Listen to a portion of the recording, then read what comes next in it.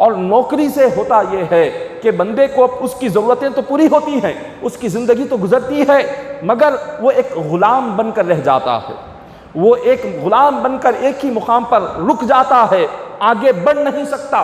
آگے بڑھنے کے لیے، ترقی کرنے کے لیے، بلندی پر پہنچنے کے لیے تجارت کرنا ضروری ہے۔ اسی لیے حضور نے فرمایا کہ اللہ نے روزی کے 10 حصے کرے، وہ 10 حصوں میں 9 حصے اللہ نے تجارت میں رکھ دیے اور 1 حصہ تمام دوسری چیزوں میں رکھا۔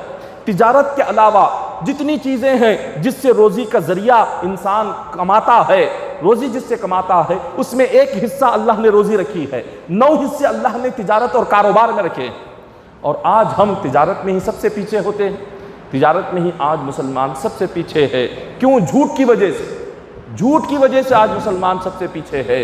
حضور نے فرمایا الکذب ینقص الرزق، جھوٹ انسان کے رزق کو گھٹا دیتا ہے۔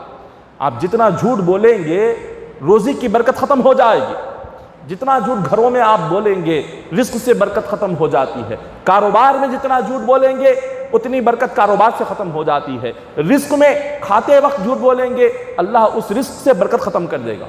جھوٹ بولنا سب سے پہلے ہمیں چھوڑنا چاہیے، سچائی پر تجارت کرے، سچائی کی بنیاد پر جب تجارت ہوگی اللہ ایسی برکت پیدا فرمائے گا کہ ہم نے کبھی سوچا بھی نہیں ہوگا، ایسی برکت آئے گی۔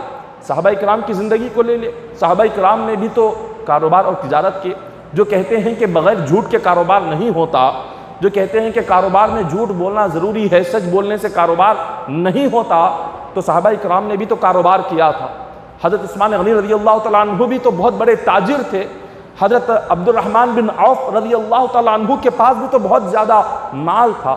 کئی سارے صحابہ کرام تھے کہ جن کے پاس بے انتہا مال و دولت تھی، بہت بڑے تجارتیں تھیں، کاروبار تھے، مگر ان صحابہ نے کبھی اپنی زندگی میں اپنے کاروبار کے لیے جھوٹ نہیں بولا۔ پھر بھی ان کا کاروبار دن بدن بڑھتا گیا، پھر بھی ان کی تجارتیں دن بدن بڑھتی گئی۔ کیسے بڑھی؟ انہوں نے تو کبھی اپنی زندگی میں جھوٹ بولا ہی نہیں، سچ بولا تھا۔ اللہ نے سچ کی برکت سے ان کی روزی میں برکت پیدا فرمائی، اللہ نے سچ کی برکت سے ان کے کاروبار میں برکت پیدا فرمائی۔